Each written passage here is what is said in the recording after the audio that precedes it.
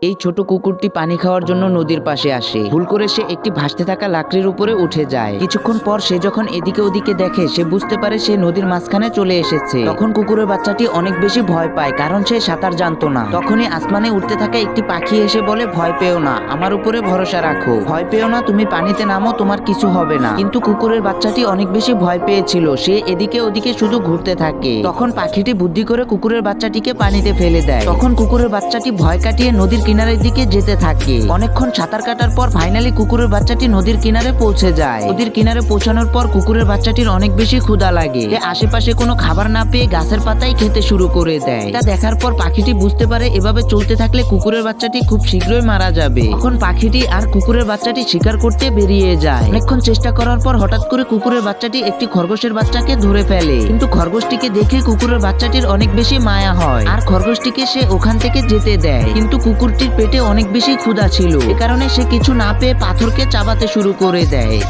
Next পার্টের জন্য subscribe করে রাখো।